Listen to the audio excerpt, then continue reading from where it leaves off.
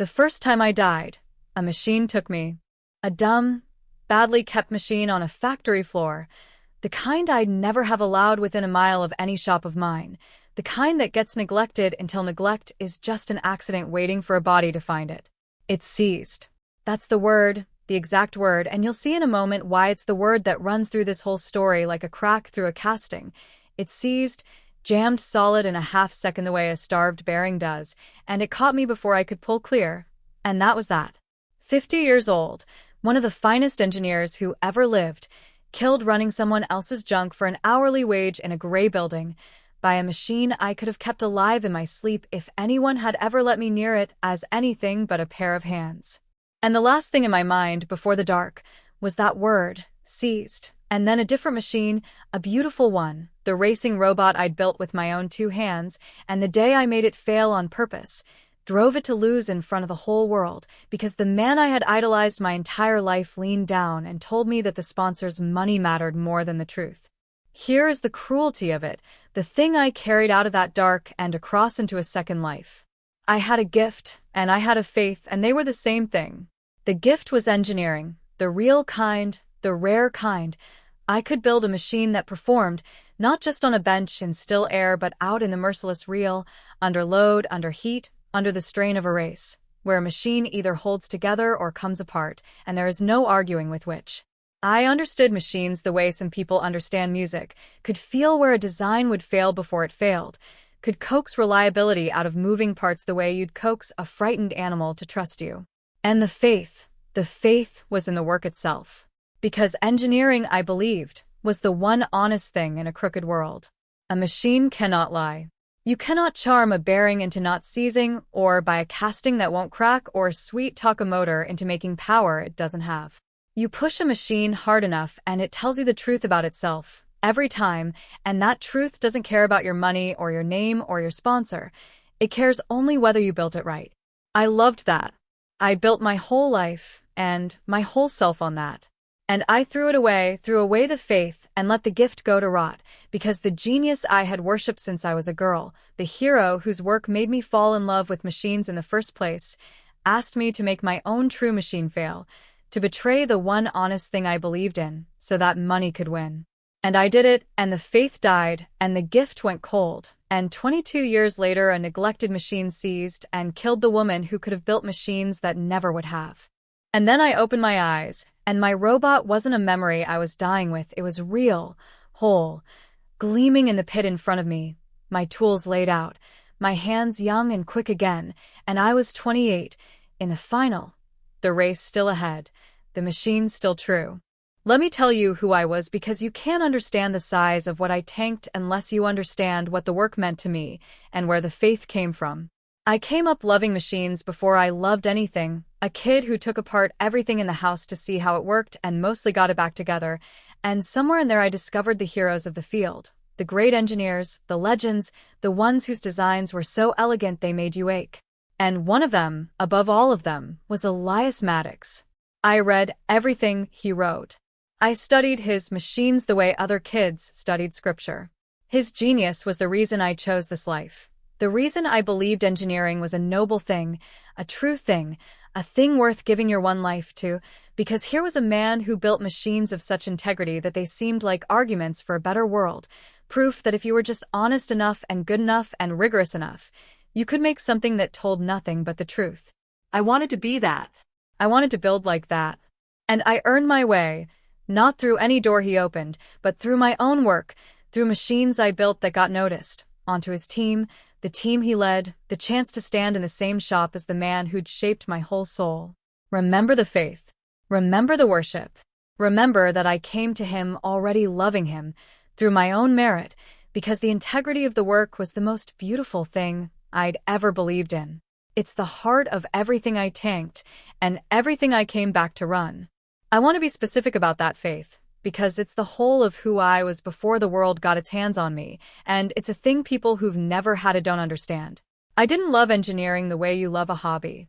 I loved it the way some people love a religion, because it answered the question every kid from a crooked, disappointing world is secretly asking, which is anything actually fair?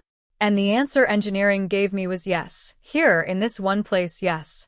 A machine doesn't care who your parents are or how much money is in the room or whether anyone likes you. It cares only whether you understood the truth of it well enough to build it right. And if you did, it rewards you, and if you didn't, it punishes you. And it does both without favor or malice. The same for everyone forever. I found that out the first time I built something that ran when it should have run, and I never got over it. In a world where I'd already learned that people lie and systems are rigged, a machine was the one honest judge I'd ever met. It could not be bribed. It could not be charmed. It told the truth under load, whether you wanted to hear it or not. And I decided somewhere around the age of 12 that I would give my whole life to that, to the one honest thing, and that the great engineers, the Maddixes, were a kind of priesthood of the truth, people who'd given their lives to building things that didn't lie. That's why it cut where it cut. Understand that, and you understand everything. The faith wasn't a career, and it wasn't a hobby. It was the load-bearing belief of my entire life, the answer to whether anything was fair, and the heroes were its evidence. To have one of them, the greatest one, the one I'd built my soul on, lean down and ask me to make a true thing lie was not just a betrayal of me. It was a betrayal of the only honest thing I'd ever found, by the very person I'd trusted to keep it. And I carried a thing, always a small steel gear, machined by my own hands, from the first real machine I ever built that ran true. Not a charm. I didn't believe in charms, I believed in tolerances. But a token, a touchstone, a little perfect piece of evidence that I had once taken raw stock and made it into something that turned exactly the way it should. I kept it in my pocket on every race day. It meant I build true things. It meant the work is honest, and so am I. Remember the gear. Remember the first true thing I ever made. They matter at the end. The run was the soul of it. And I mean the race specifically, the moment a machine you built leaves the pit and has to prove itself out there under real strain, lap after lap, where every shortcut you took and every truth you told gets exposed by the simple fact of pushing the thing as hard as it will go. That's the purest test there is, and it's why I loved racing robots above all the rest of engineering, because a bench test is polite, but a race is brutal and honest, and a machine that looks perfect standing still will tell you the truth the instant you push it to its limit. It runs true or it seizes. There is no in-between and no appeal and no sponsor on earth who can reach onto the track and keep a bad machine from coming apart when it's finally, genuinely pushed. I lived for that. The green flag, the strain coming on, the moment of truth stretched out over laps instead of crammed into one, because in that moment my machine and I were telling the truth together in public and nobody's money could change the verdict. Remember the run. Remember the strain, the lap. The moment a machine tells the truth.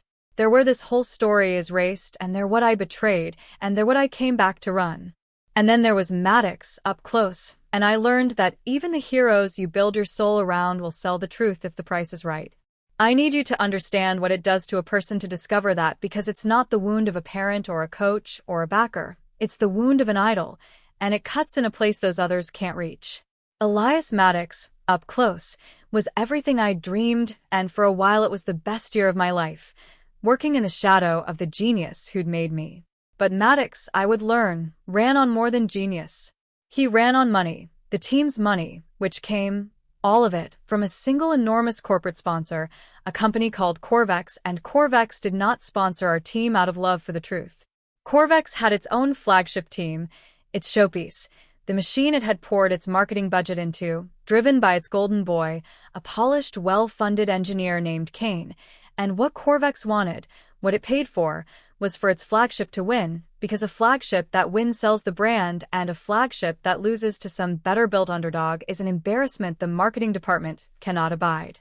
And Maddix, the genius, the legend, the man whose integrity I'd worshipped, Maddix was, underneath it all, a man who needed Corvex's money to keep his program and his name and his lifestyle alive, and who had quietly learned over the years to give the sponsor what it paid for. That dependence, that rot at the center of the man I idolized, was the foundation everything stood on, and it was the exact thing he used to make me tank. Because that year, I had built something. Understand, I had built a machine. Not a showpiece, not a budget poured into carbon fiber, but a true thing, a robot I'd engineered for one purpose, to run honest and hold together and tell the truth under the worst strain a race could throw at it, and it was better than Kane's flagship. Not richer. Better. Anyone who knew machines could see it. And in the final, my true underdog machine was going to push Kane's expensive showpiece harder than it had ever been pushed, and a machine push that hard tells the truth. And the truth was that Corvex's flagship had never been built to survive a real race. It had been built to win the ones it was allowed to win. Remember Kane. He's not the architect. He was a decent enough engineer riding a budget he didn't fully understand was the only reason he won, who'd never once had to find out, against a real machine pushed to a real limit, what his showpiece was actually made of. He was the sponsor's golden boy, and the reason I was told to tank. There were two people who saw me clear, the way Maddox had stopped seeing anything but the money. The first was Gus, an old machinist on the team, a grizzled veteran with steel shavings in the creases of his hands, a man who'd been building true machines since before Maddox was famous and had never once in his life signed his name to a lie. Gus was the genuine article, the thing I'd thought Maddox was. Quiet integrity, no genius for self-promotion, just a lifetime of honest work. And the tragedy was that I'd spent my worship on the wrong man and only learned to tell the difference too late. Remember Gus? He saved my second life with one sentence.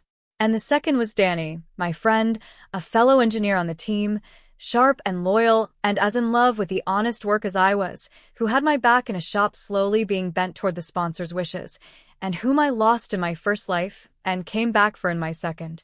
Now I have to tell you about the final, because it's the center of everything.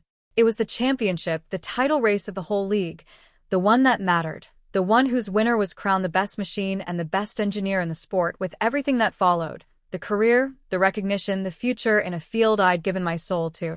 And that year my underdog had earned its way to the front, and the final came down to a race I could win, that I should win, that my machine was built to win against Corvex's flagship. For me it was not just a title. It was the vindication of my entire faith.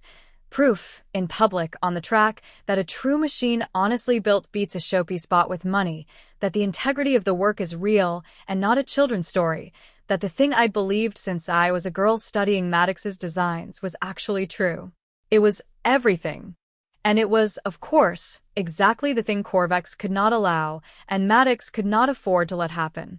The night before the final, in my first life, Maddox called me into his office for the conversation he'd been building toward. He sat me down, and he used the warm voice, the mentor's voice, the voice of the genius I'd worshipped, and he said, "Romy, I need to talk to you about tomorrow, engineer to engineer, because I respect you too much to dress it up." And my whole worshipping heart leaned in.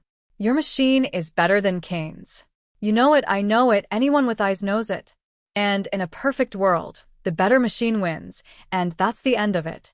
But we don't live in a perfect world. We live in one where Corvex's money is the only reason this team exists, the reason you have a shop, a budget, a paycheck, a career, the reason any of us get to build it all. And Corvex needs its flagship to win tomorrow. They've made that very clear. If Kane loses to our underdog, they pull their sponsorship, and this whole team, your team, the place you do your work, is finished, all of us out. So here's what I'm asking, as the man who's been where you are and learned what you're about to learn. And here he did the thing, the soft pivot, the worship turned into a blade. Tank it tomorrow. Don't run your machine at its limit. Hold it back, drop it down the order, find a reason to lose, and let Kane take the title. Do it for the team. Do it for all our jobs. And understand that this is just how the real world works. The title doesn't matter half as much as the funding, and the sooner you learn that, the longer you'll last in this sport. And then the ask, the one that is the title of my whole story, delivered with the world-weary certainty of a man who'd long ago sold the truth and called it maturity. Tank the robotics final, so my sponsor's team wins. My sponsor. I want you to hear those two words, because they were the whole knife. I sat there, a girl who had built her entire soul on this man's integrity, and the genius I had worshipped looked at me and said my sponsor. And in those two words the whole idol came down. He wasn't the keeper of the truth. He was the sponsor's man. The integrity I'd given my life to, the noble, honest thing I believed engineering to be, because Elias Maddox had seemed to embody it. It was a story I'd told myself about a man who, underneath, was just another person who'd learned to give the money what it paid for and call the surrender wisdom. And the deeper cruelty, The one I'd understand fully only when I was grown and dead and reborn, was the specific shape of what he asked. He didn't ask me to lose a race. He asked me to make my own true machine fail, to take the one honest thing I believed in, the machine I'd built to tell the truth under strain, and force it to lie, to hold it back, to make it underperform, to betray the integrity of the work itself with my own hands on the controls. He was asking me to prove, in public, that the better machine doesn't win, that money beats the truth, that the faith I'd built my life on was a lie, and to be the one who proved it. And the promise folded inside it, do it for all our jobs, was the oldest sellouts lie there is, the one that dresses cowardice as responsibility, because a man who'll make you betray the truth to save your paycheck has just taught you that your paycheck is worth more than your soul, and that is a lesson that does not stop at one race. And Maddox had found the one lever a worshipper has no defense against, the worship itself, the desperate need for my hero to be right, the unbearable cost of believing he was wrong, and he used it to ask me to make my true machine fail. And I did it.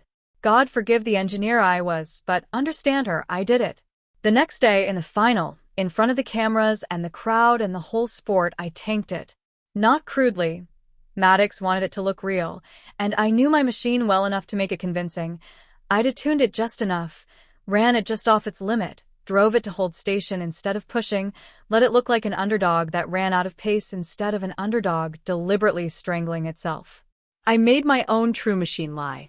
And Kane's flagship, never genuinely pushed, cruised home and took the title, and Corvex got what it paid for, and Maddox kept his money, and I, the better engineer, with the better machine, the one who should have won, drove my own truth into the ground on purpose. And the worst part, the part that followed me into 22 gray years, is that I knew, in every lap I held back, that I was killing something, that I was taking the one honest thing I believed in and making it lie, proving the money right and the work of fool's faith, and teaching myself the lesson that would rot my whole life, that integrity is a children's story, that the truth doesn't win, that the smart and grown-up thing is to give the money what it wants and stop believing in anything. And Kane lifted the trophy, and Maddox clapped his sponsor's golden boy on the back, and I drove my dishonest machine back to the pit with the faith of my whole life cracked straight through. And the team did not survive anyway. Of course it didn't. That's the part that finished me. Corvex got its win, and then within a couple of seasons Corvex moved its money somewhere shinier, the way the money always does, and Maddox's program withered, and the jobs we'd all betrayed the truth to save evaporated regardless, because they were never really ours to save, they were Corvex's to spend. The promise had been a lie, the way they always are. And the door I'd tanked, the title, the proof, the career, the vindication of my faith, closed for good, because an engineer who throws a championship final, even quietly, even convincingly, is known in a small sport, whispered about, never quite trusted with a real shot again. The future I'd given my soul to went dark with the faith. There was no other door, and the rot did not stay contained to one race. That's the thing about being taught, by the very person whose integrity you'd built your life on, that integrity is a lie. It doesn't stay one tanked final. It dissolves the foundation, and everything you are dissolves with it. I had believed that the work was honest and the truth wins, and a life given to building true things is a life well spent. And Maddox had taken all of it, in one office, in one ask, and replaced it with the acid knowledge that even the best of us sells the truth when the price is right, that nothing is honest, that believing in the integrity of anything just marks you as a child who hasn't learned how the world works. I want to stay in that rot a moment, because the way it spread is the part nobody warns you about, the part that's worse than one lost championship. A wound to your circumstances stays in your circumstances. A wound to your faith gets into the water supply of your whole self, and poisons things that have nothing to do with where it started. Because once you've watched your highest hero sell the truth and call it wisdom, and once you've made your own true thing lie at his word, you cannot unknow what you learned, and what you learned was that integrity is for suckers. And that lesson doesn't stay at the track. It follows you into every room. Why build something true when the truth doesn't win? Why care about doing the work straight when even the great ones cut the deal? Why believe in anything, a person, a project, a principle, when the most honest man you ever knew of turned out to be the sponsor's errand boy underneath? I became cynical the way disappointed idealists become cynical, which is the most complete and corrosive cynicism there is, because it isn't lazy or borrowed. It's built on the rubble of something you genuinely, wholly loved, and it has all the energy of that love turned inside out. I stopped building true things because the faith that powered the building was dead, and a gift without a faith behind it is just a skill you slowly stop using. I trusted nothing and no one. I told myself this was maturity, the very word Maddox used, and I repeated his sermon to myself in my own voice for 22 years. This is how the real world works. The title doesn't matter, grow up, until I'd talked myself out of every honest thing I'd ever believed. And I drifted, the way the faithless drift, down and down, out of real engineering and into gray jobs that asked nothing of the gift, because the gift had nothing behind it anymore, until I landed on a factory floor, running someone else's neglected machines for an hourly wage, the engineer, who could have built the best machines in the world, reduced to a pair of hands tending junk she wasn't allowed to fix and wasn't paid to care about. I watched those machines decay because nobody whose job it was cared, and I didn't fix them either because I'd stopped believing that caring about a machine or anything was worth the trouble, and that, in the end, is what killed me. At 50, one of those neglected machines did the thing neglected machines do. It seized, jammed solid in a half second because no one had cared for it, mine included, and it caught me before I could pull clear. The engineer who'd once believed that a machine cared for properly would never seize, killed by a seize she'd stopped caring enough to prevent. And the last thing in my mind was that word, seized, and a beautiful true machine I made lie on purpose, the day my hero came down and took my faith with him. And then I opened my eyes, and my robot was real and whole and gleaming in the pit, my tools laid out, my hands young and quick, and I was 28, in the final, the race still ahead, the machine still true. I did not cry, and I'll be straight with you about that, because the soft version has me weeping over my machine, and the real version is harder and stranger. What moved through me, crouched there in the pit with my true machine in front of me, was the clean, total clarity of an engineer who has made her own truth lie, betrayed the one honest thing she believed in, and just been handed, against every law of God and physics, the chance to run it true. The strangeness of it nearly buckled me, that first moment, because nobody tells you what it is to be your grown self and your young self at once, in the same body, in the pit where it all went wrong. I looked at my hands, and they were a 28-year-old's hands, quick and unscarred, not yet the hands of a woman who'd spent 2 decades tending junk she'd stopped caring about. I looked at my machine, and it was whole and honest, every tolerance true, the thing I'd strangle on purpose in a few hours' time in another life, sitting there alive, and waiting to tell the truth. I could see Maddox across the pit with a worshipful distance still in my chest, where the disillusion hadn't happened yet, and Kane's flagship gleaming under its sponsor's paint, and I knew the whole future.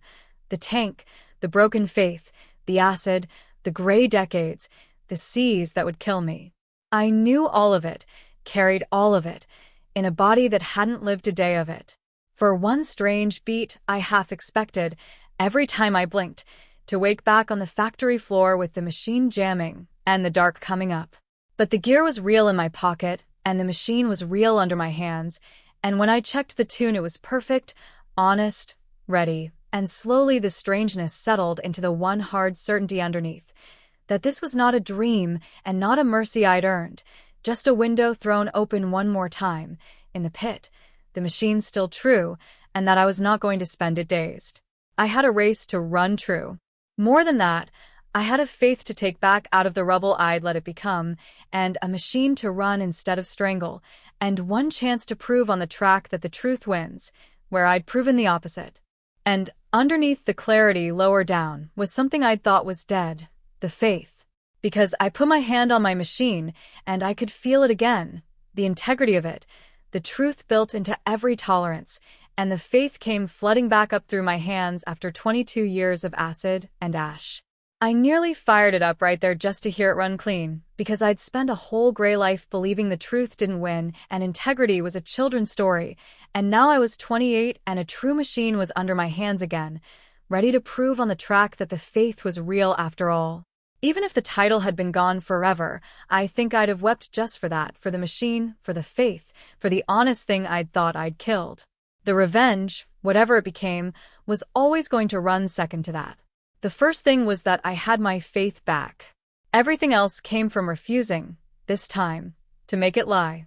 The hours before the final were strange and vivid, and the strangest part was all of them being alive and unwritten again. Maddox, worshipped and rotten and not yet exposed.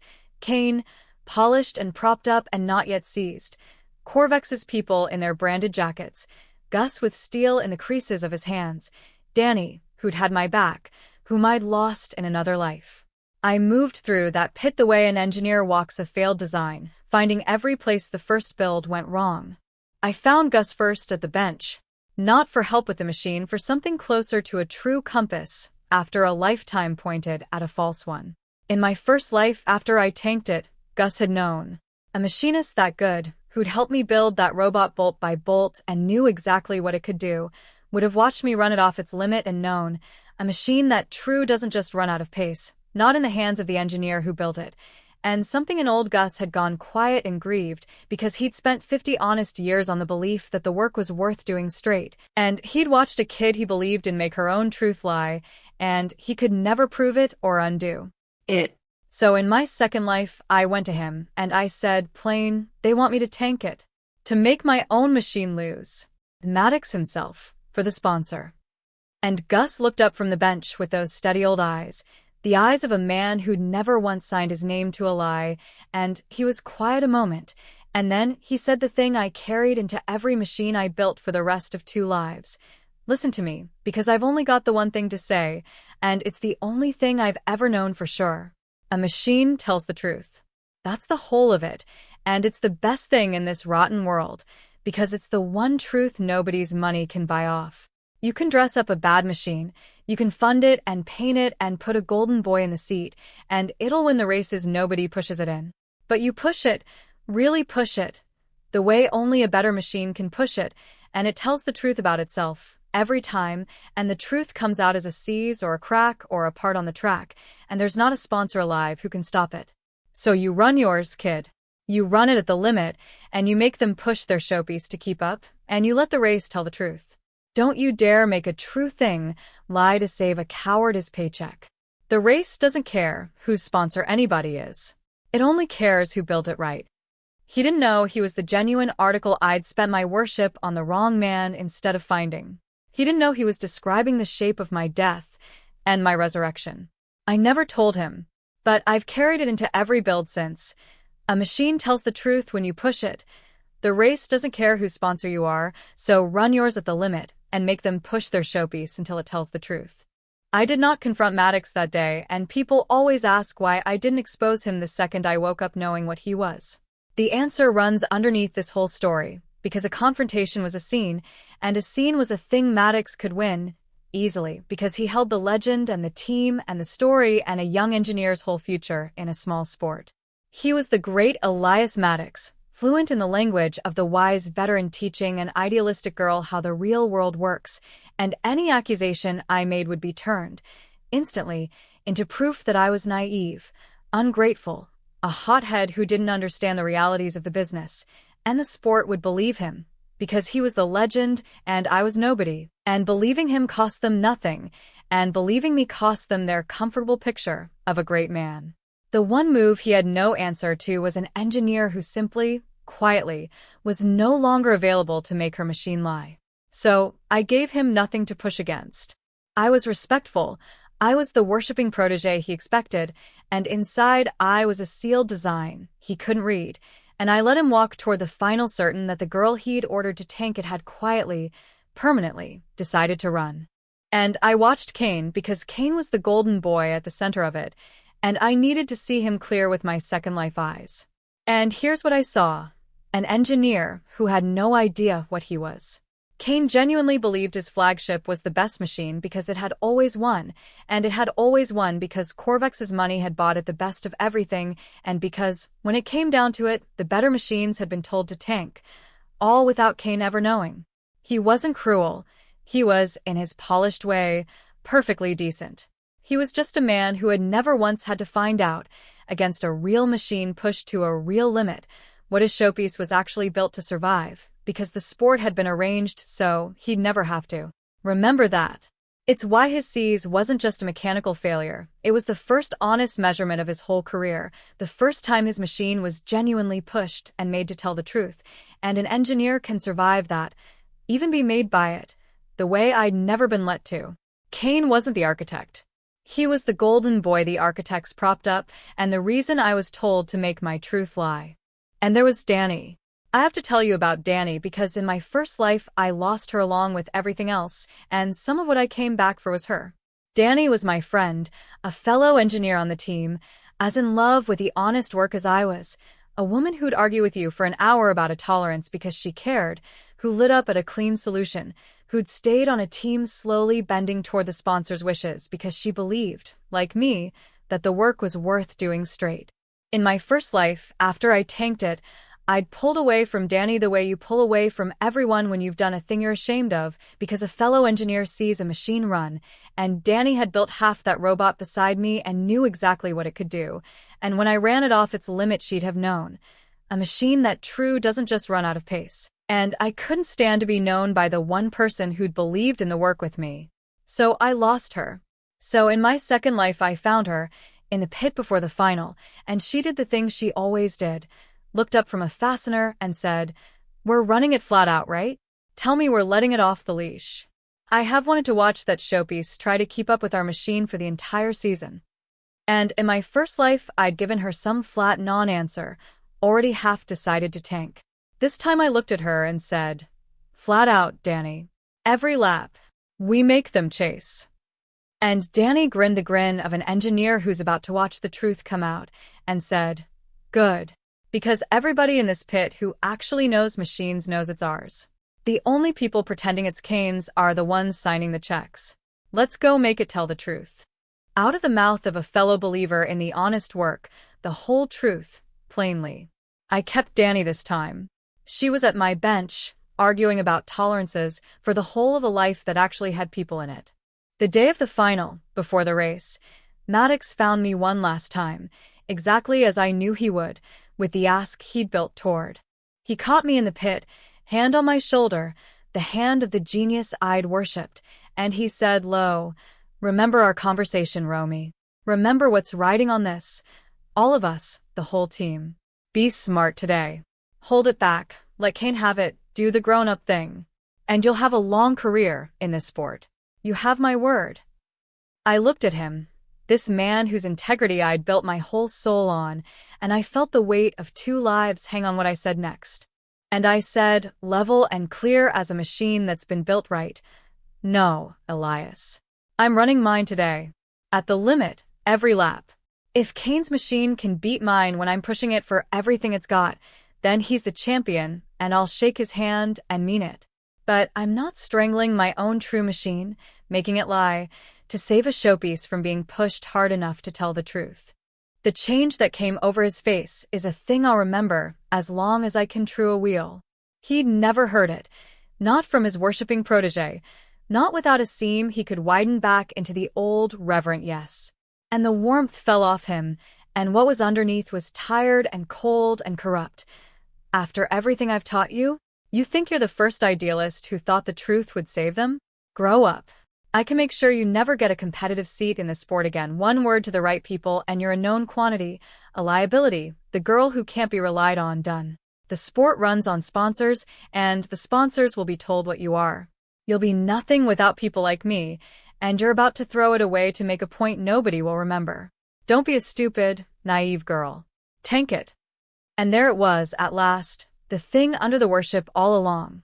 Not a keeper of the truth, not a hero, just a frightened, corrupt man who'd sold his integrity so long ago he'd forgotten it was ever worth anything and expected everyone else to make the same sale. In my first life, that threat, "You'll be nothing without people like me," would have unmade me because a worshipper believes her hero holds the keys to everything. But I wasn't only that worshipper anymore.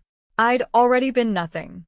I'd died nothing, running junk on a factory floor with my faith 22 years dead. So I said, level and unafraid. Then make me nothing. But I'm running mine true. If Kane's machine is good enough to win, it'll do it against mine pushed to the limit.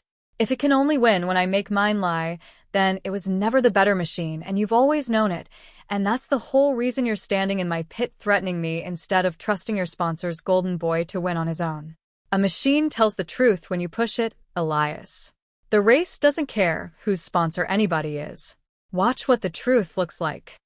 And I turned to my machine and I made my final checks and I got ready to run it at the limit. Here's the part Maddox never understood, or had taught himself to forget, the mechanism under the whole thing, and I'll lay it out plain because it's the engine of everything. A race is the most honest test there is, because a machine that's never genuinely pushed will run forever looking perfect, and only a real competitor pushing it to its true limit forces it to tell the truth about how it was actually built. In my first life, by tanking, I didn't beat my own machine with bad luck. I simply never pushed Kane's. I held mine back, ran off the limit, let the flagship cruise, and a flagship that never has to run flat out never has to show what it's made of. So Kane's showpiece, never truly pushed, sailed home looking like a champion, because the one machine that could have forced it to its limit had been told to lie. My tanking was the entire margin. The day I ran mine for real, the margin came back. I put my true machine on the limit, and I made Kane's flagship chase it, made it run flat out, lap after lap, at a pace it had never once in its pampered life been forced to sustain, and a machine built with money instead of integrity, pushed for the first time to its genuine limit, did the only thing such a machine can do. It told the truth. On the third lap, with my machine ahead and the flagship straining to hold my pace, a part of Kane's showpiece that had never been built to take that load gave way, and the machine seized, jammed solid, came to a stop in a cloud of its own failure, right there on the third lap, in front of everyone. It didn't seize because I did anything to it. It seized because I stopped doing the one thing that had ever protected it. I stopped strangling my own machine and made the flagship run hard enough for once to tell the truth. And the truth was a seize on lap 3. I'll tell you about that race, because in my first life I made my machine lie through it, and running it true in my second was a resurrection at racing speed. The flag dropped, and I put my machine on the limit and left it there, let it run the way I'd built it to run, honest and hard and holding together under a strain that would have shaken a lesser machine apart. And it was the most alive I'd been in 2 lifetimes, because my true thing was finally telling the truth in public the way I'd made it to. And Kane's flagship came after me because it had to, because I wasn't going to drift back this time and let it cruise. It had to actually race, actually push, actually run flat out to stay with a machine that was better than it. And I could see it straining, see it doing the thing it had never had to do, running at a limit its budget had hidden but never actually raised. And on the first lap it held, and on the second lap it held, but I could see it working too hard, the showpiece running past its honest design to chase a true machine. And that, more than anything, was the moment I knew, because a machine that's working that hard to keep up is a machine living on borrowed time, spending reliability it doesn't have to buy a pace it was never built to sustain. And on the third lap, it gave. A part let go, the kind of part that holds forever until the one day you genuinely push it and the flagship seized, jammed solid, and slewed to a stop, its expensive paint gleaming over a machine that had finally been made to tell the truth about how it was built. And I ran on, true and clean, my honest machine holding together exactly as I'd engineered it to, lap after lap, all the way to the line, and I won. I won the way I'd dreamed of winning since I was a girl reading Maddox's designs. The better machine, honestly built, beating the bought one. In public, on the track, the faith of my whole life proven true in the only court that can't be bought. And then Maddox broke. And beside him, Corvex's people in their branded jackets. It happened as the flagship seized, as my win became undeniable, as the whole sport understood that the underdog had run true, and the sponsor's showpiece had been pushed until it failed. And I watched the realization move across Maddox's face in stages. First the disbelief, the certainty I'd tank it, that surely the worshipping girl would do, as the legend said. Then the dawning horror as I held the limit and made the flagship chase, as he understood I'd refused, that I was running mine true. Then, as Kane's machine seized on the third lap, the full collapse, the understanding that there was nothing to be done, that you cannot unseize a machine or unrun a true race, that Corvex's flagship had just been exposed, in front of everyone, as a bought showpiece that couldn't survive being genuinely pushed, and that the money was about to walk and his whole rotten arrangement with it. And then his face did the thing I'd waited 2 lifetimes to see. It cracked, the legend and the wisdom and the great man act all falling away, because he just understood that Kane's whole career, the flagship's whole unbeaten record, had only ever existed in the space my tanking made, and the one time I refused to make my truth lie, the showpiece seized on lap 3. He made a sound, not loud. The small, stunned, terrible sound of a man discovering that there was, after all, one thing the sponsor's money couldn't buy, and one truth his authority couldn't strangle, a machine genuinely pushed, and that the worshipper he'd told to tank it had used it instead to tell the truth in front of the whole world. I knew that face, though I'd never worn it in public the way he was wearing it now. I'd worn its slow inside-out version. Across 22 cynical years, the long, quiet collapse of a person who'd sold the truth and had to live in the hollow where it used to be. Maddox was having that whole collapse in one public minute. He had staked everything on a single certainty, that the worshipping girl would do as her hero said, because she could not bear to believe he was wrong. And the certainty had just failed, on the track, in front of the cameras and the sport and the sponsor he'd sold his soul to please. And there was nothing underneath it. No real superiority in Kane's machine. No legend that survived the seas. No money that could reach onto the track and unfail a showpiece pushed past its honest limit. Only the exposed fact of a great man who'd become the sponsor's errand boy, caught in the one place it couldn't be smoothed over. A machine, genuinely pushed, telling the truth. And the sport saw it. That was the part he could never legend his way out of. People had spent years believing Elias Maddox stood for the integrity of the work. Now they'd watched his sponsor's flagship seize the moment a true machine forced it to actually race, with his own protege at the controls of the machine that did it, and a sport does its own quiet arithmetic about a great man like that, and the answer is not the kind that keeps a legend intact. The great Maddox took his first real crack in that pit, and it was the crack of a seized machine and a lap 3 failure saying the truth had been his to keep all along, and he'd sold it. I did not go to him. I want that on the record, because it's the heart of who I'd become. I didn't walk over and explain that the flagship had seized by the exact measure of the truth I'd refused, this time, to strangle. I stood by my honest machine with Gus's words warm in my chest, and I let Maddox break, because his breaking was not a thing I had to fix.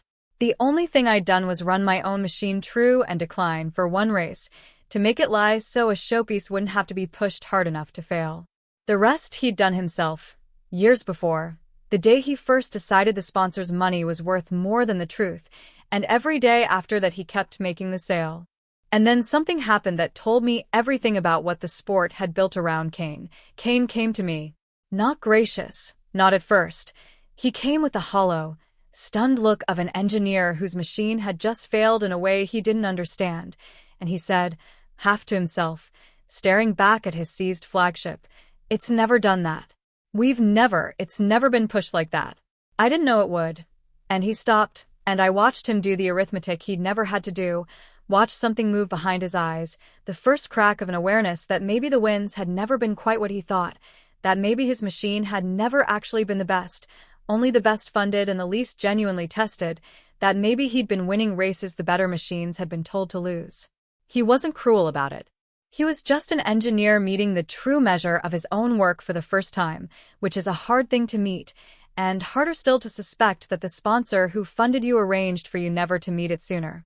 "Yours just held," he said finally, almost wondering, looking at my machine still ticking clean in the pit, and there was something under it that was nearly relief, the relief of an engineer who spent his career uneasy about a thing he couldn't name finally seeing it named. I heard he got better after that, once Corvex's money and Corvex's protection came off, got humble, started building machines that could actually take a push, became a real engineer instead of a funded one.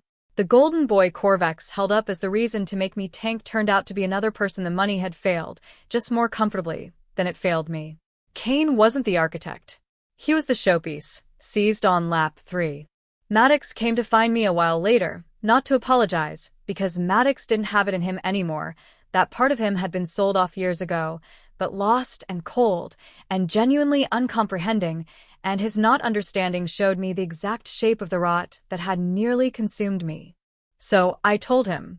Not the rebirth, Not the gray years. Not the machine that seized and killed me. The mechanism. I said, "You are the reason I believed in any of this. The integrity of the work, the honesty of the machine, the idea that the truth wins. I built my whole soul on you. And the first time your sponsor's money was on the line, you told me to make my own true machine lie, to strangle it, to prove in public that the better machine doesn't win. And you called it growing up. But Kane's flagship was never the better machine. The only reason it ever won was that I tanked. My strangling was the whole margin. The one time I ran mine true and made his actually get pushed, it seized on lap 3, because that's exactly what it was built to do under a real strain. And you've always known it. You're the one who told me my machine was better the night you told me to tank. I let it sit. And here's what you forgot. What you sold off so long ago you can't even remember it was worth anything. A machine tells the truth when you push it. The race doesn't care whose sponsor anybody is, or whose career needs saving, or how grown-up you've taught yourself to be about giving the money what it wants. You push a machine to its real limit and it tells the truth about how it was built, every single time, and there is nothing, not your money, not your legend, not your wisdom, that can keep a bought showpiece from seizing when it's finally, genuinely pushed. I believed in you. It turns out I just believed in the work, and you were the one who taught me to, before you forgot it yourself. He didn't have an answer. There was nothing to engineer his way out of. He looked at me like he was seeing, for the first time in years, the thing he'd spent so long not seeing. The truth of the work he'd once loved and long since sold, told back to him by the kid who'd worshipped him, in the form of his sponsor's flagship seized on the track. And I think some cold part of him understood that he hadn't lost control of me at that final. He'd been losing it from the day he first decided the money mattered more than the truth, and the seize on lap 3 was just the truth finally catching up with him in public. He left without another word. I never made my machine lie for him again. And that, more than the title, more than the seize, was the moment Maddox truly broke, not in the pit, where it was public, but quietly, where the man who'd sold the truth had to watch it win without him. I won the title. I want you to sit in those words, because in my first life they were the great unbearable if I carried into a cynical rotted life and a death by a machine that seized, if only I'd run it true, and in my second they were simply what I did. I won the championship, the underdog engineer, whose honest machine beat the bought showpiece clean on the track where it couldn't be bought back, and with it came the proof and the career and, far more than those, the thing I'd actually lost, the faith. Because the one thing that had ever stood between me and a life of building true things was a hero who taught me the truth doesn't win, and the moment I proved on the track that it does, the faith I'd had no other way to recover came roaring back, because the work had been honest all along. The years after were the years I should have had, and I want to tell you about the two things that meant the most, because there were two losses, and the second life recovered both. The first was the gift. I became the engineer I was born to be. Of course I did. The only thing that had ever stood between me and a life of building true machines was a man who taught me integrity was a children's story, and the moment I proved him wrong on the track, my hands were simply mine again, building honest things the way I had as a girl. I built machines that mattered, not just racing robots but real ones, machines that did hard, true work in the real world, machines built with the integrity I'd nearly let die, and I won't tell you the sport or the industry was clean because it wasn't. The money still pushed and the showpieces still got funded, but I built true and I made the true ones when often enough to prove it could be done, and that was a life. But the second loss was the deeper one, and recovering it was the real second life. Because the worst thing Maddox did wasn't tanking my career, it was taking my faith, teaching a young idealist that integrity is a fool's game, that the truth doesn't win, that believing in the honesty of the work just marks you as a child, and that acid had eaten more of me than any closed door ever could. And the second life gave the faith back, and then asked me to be worthy of it. Because here is the thing I understood, standing over a machine that ran true while the bought one seized, that the faith was never about Maddox. I'd made a mistake worshipping a man, when what I actually loved was the work, the honest machine, the truth that comes out under strain, and the work had never betrayed me. Only the man had. The work was exactly as honest as I'd always believed. I'd just put my worship on a person instead of on the thing itself, and people, even great ones, sell out, but a machine never lies.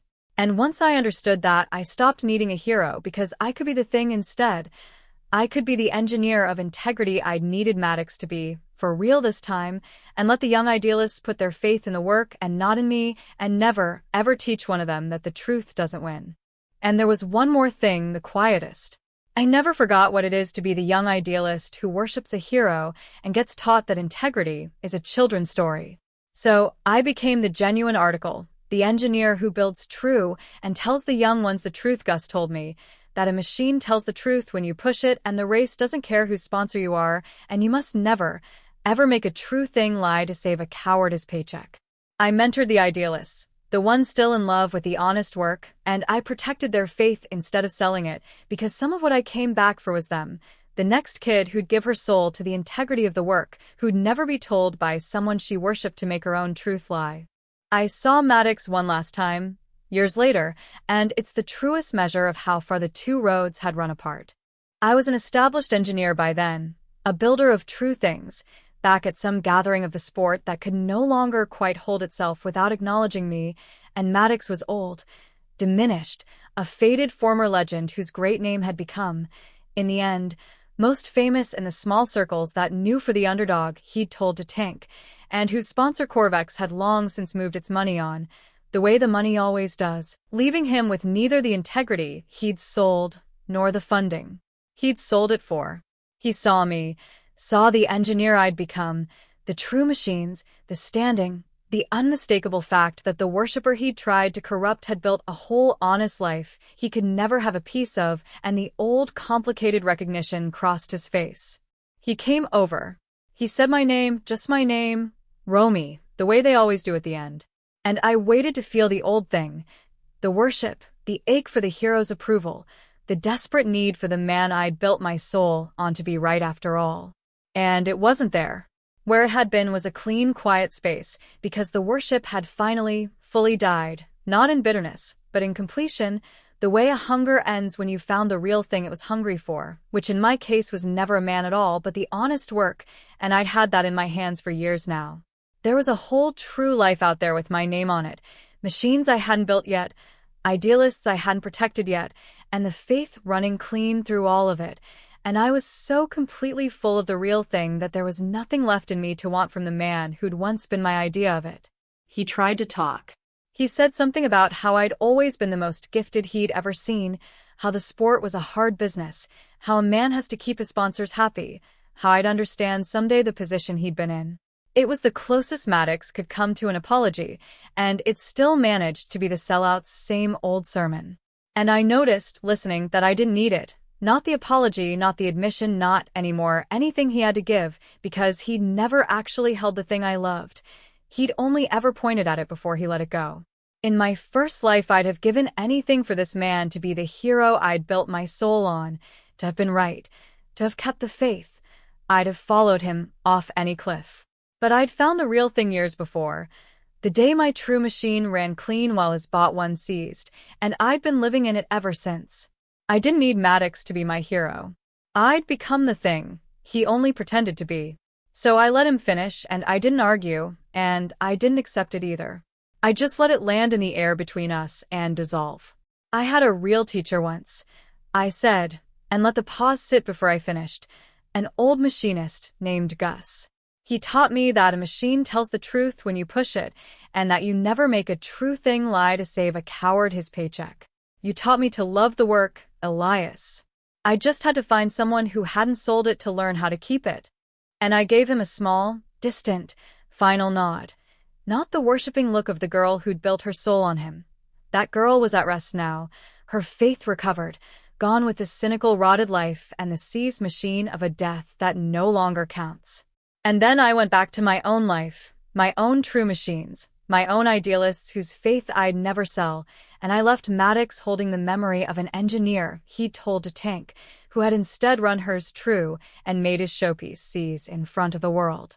I think about that office sometimes. The warm voice, the hand on my shoulder, the line, "Tank the robotics final so my sponsor's team wins, do it for all our jobs. This is how the real world works." And how in one life I obeyed and made my own true machine lie and let my faith rot and died running junk that seized. And in another life I refused and ran it at the limit and let the race tell the truth. The whole divergence of two lives, the difference between an engineer dying with her faith dead and an engineer who built true things to the end, came down to a single word, in a pit. No. The smallest word, and the truest thing I ever ran. The one honest part one never once machined wrong. People think revenge has to be loud. I thought so too. In the dark after my first death, the confrontations, the exposures, the satisfying ruin.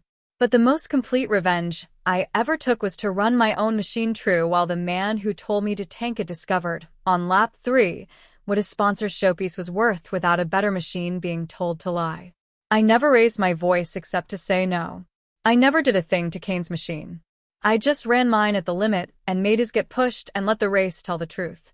And it turned out the whole thing, Kane's record, Maddox's legend, Corvex's flagship, all of it, had only ever been standing on my willingness to make my own truth lie, and the one time I refused, the truth came out, and the truth was a seize on lap 3. I've thought a great deal, across 2 lives, about the particular thing Maddox did to me, because it's the most dangerous version of the ask in this whole family of asks, and almost no one names what makes it so deadly. The others take something from you, your title, your future, your work. Maddox took my faith, and he did it with the oldest and most respectable lie there is, the lie that calls cowardice, maturity, and surrender the real world. This is just how the world works. The title doesn't matter as much as the funding. Grow up.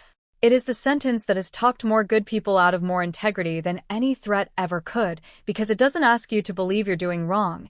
It asks you to believe you're finally being wise, that the part of you that wanted to do the honest thing was just naive, a child's notion you're better off without. And the reason it worked on me, is that it usually comes from someone you respect, someone who seems to have survived and succeeded by following it, so that their cynicism looks like proof and your idealism looks like inexperience. And here is the thing it took me dying to understand. The thing I'd tell every idealist whose hero has just asked her to sell the truth. It is not maturity. It is just a person who sold their own integrity so long ago they need you to sell yours too, because every honest person who refuses is a standing rebuke to the deal they made. The cynic who's seen through everything hasn't seen more than you. He's seen less, because he stopped looking at the one thing that was always true, that the work is honest even when people aren't, that a machine tells the truth even when its maker lies, that integrity isn't a children's story. It's just a thing the disappointed talk themselves out of, so they don't have to feel the weight of what they gave up. So no, I don't feel a flicker of guilt that the flagship seized on lap 3. I did nothing to it. I just stopped strangling the truth to flatter a coward's deal and let an honest machine, pushed hard, do the only thing an honest machine ever does, which is tell the truth. Refusing to make a true thing lie is not naivety, and it is not throwing away your future.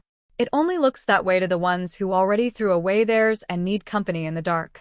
The people who ask you to make a true thing lie and call it the real world are almost always the ones who needed it to. I made my own true machine lie once, for a hero who'd sold his soul, and I died with my faith dead and a machine seizing on me. I won't make a true thing lie again. Not in this life, and if there's another after it, not in that one either. I'm running my own machines true most days now, building honest things in a life that has the faith back in it, my hands quick and the work clean the way it was when I was a girl in love with the integrity of a machine. And every time I push a true thing to its limit and watch it hold together exactly as I built it to, I think about the engineer who made her own truth lie for a hero who'd sold his, who let her faith rot and died running junk that seized, and I'm so grateful she got the chance to do it differently. Because that engineer in the pit didn't just win back a title. She won back the faith, the honest machine, the truth that comes out under strain, the integrity of the work she'd given her soul to and nearly let die, and the simple, total, hard-won fact of being an engineer who runs her machine true and lets the race tell the truth, instead of one who strangles her own honest work so a bought showpiece never has to be pushed. And she never, ever, made a true thing lie again. I died the first time with my own true machine made to lie, my faith dead, killed by a neglected machine that seized because no one cared for it. I intend to die the second time an old woman who ran every machine she ever built true, with a life of honest work behind her and a generation of idealists whose faith I kept, And if a machine comes for me again at the end, some last failure I can't pull clear of, let it find me having built true and run true, and never once made an honest thing lie. All the way down. Same machine, both ends of two lives. The first time it was the phantom of everything I betrayed, a true thing I forced to lie at a fallen hero's word, and then a junk machine that seized and killed me. This time it's the real thing, everything I kept, the machine run true at the limit and the race telling the truth and the faith proven, mine in the open for good. And the only thing that ever stood between the two was a single word, in a pit, said level and unafraid to the man I'd worshipped my whole life, who told me to tank. No.